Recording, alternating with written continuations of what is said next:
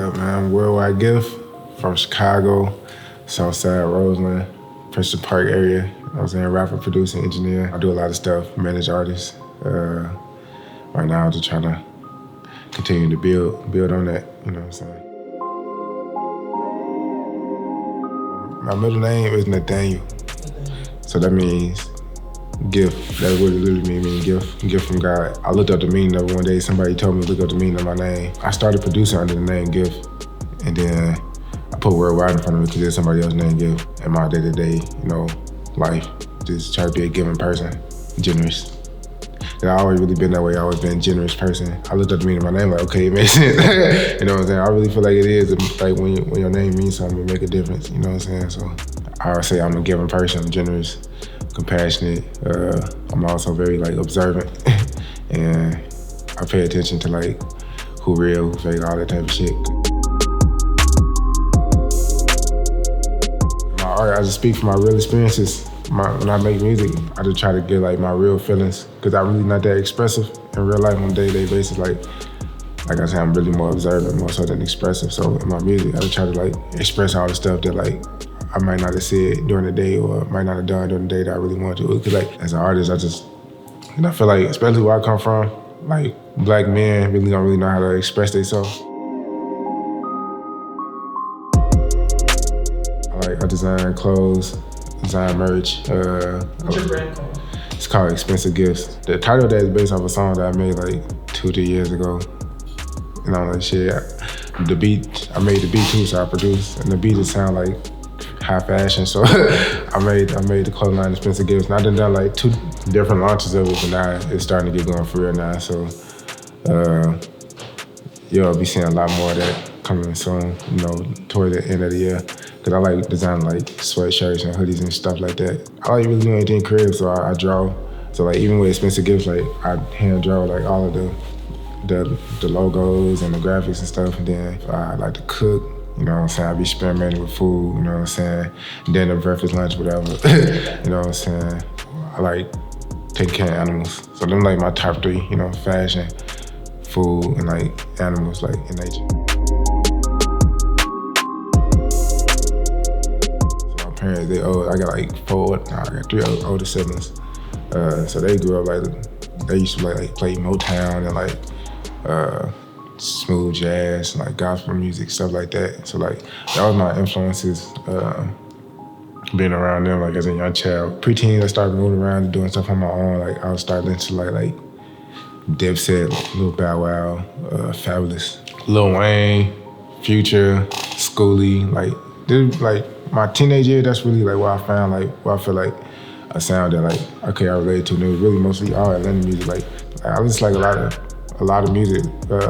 Lupe, Kid Cudi, Kanye.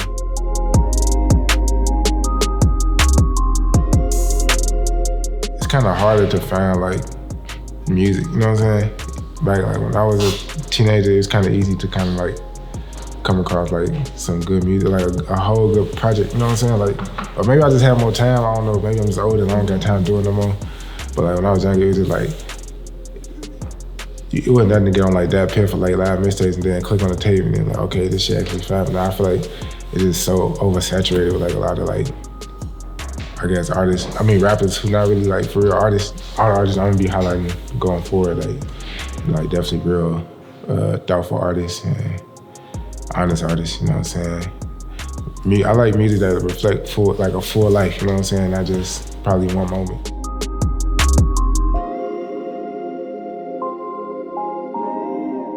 I grew up right down a few blocks over from Princeton Park. So I grew up by Abbey Park. But my parents, my parents are religious, very religious. So as a young kid, they tried to keep me in the church. Like I said, as I got on my own, I just started doing my own stuff. But I still believe in God. I pray to God and all that shit. But I'm just not I don't really identify with no religion. I always knew right from wrong.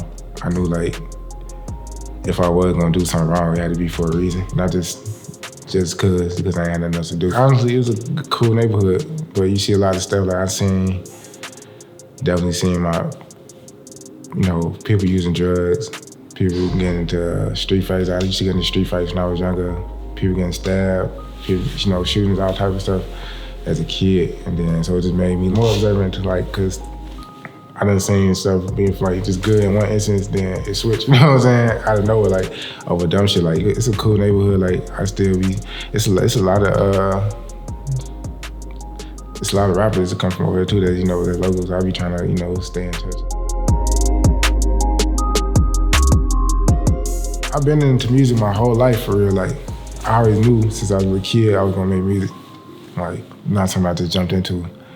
Like my older brother, he actually he played saxophone. He rapped. He really got me into rap. Being around my brother, like he'd been the one like, okay, he'd be playing like Dipset or like Lupe or like fucking like 50 Cent, shit like that.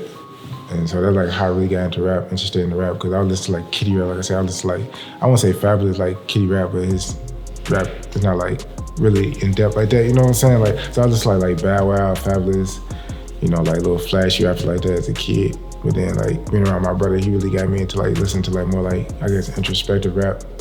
And since then, like, I just been building on it. So like once I got to the point where like, all right, I feel like I'm ready to record these raps, but I ain't have no beats to rap over. So that's how I got into producing, like in high school. Like when I got into high school, I really just gone to school to make beats.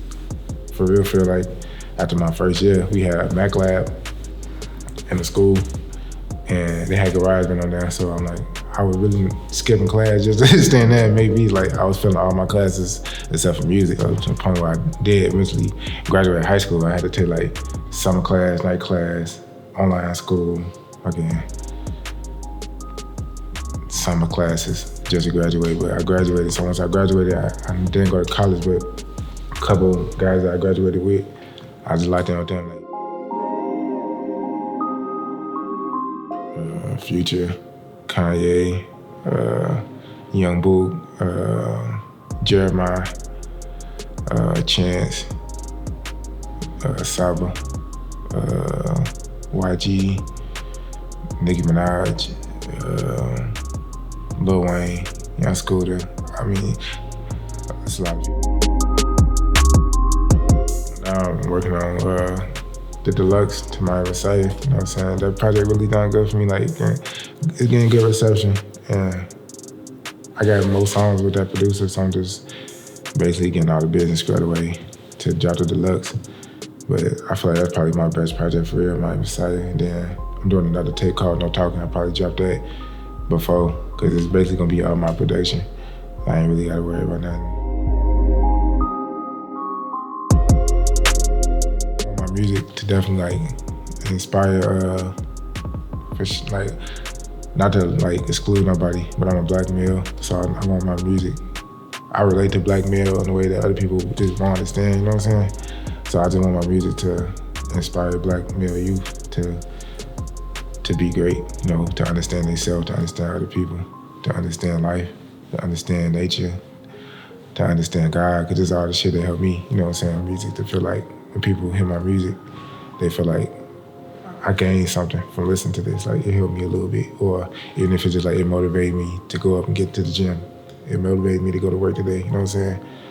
That's what I really, I feel like that's what I'm here to do, so that's what I want my legacy to be, you know what I'm saying?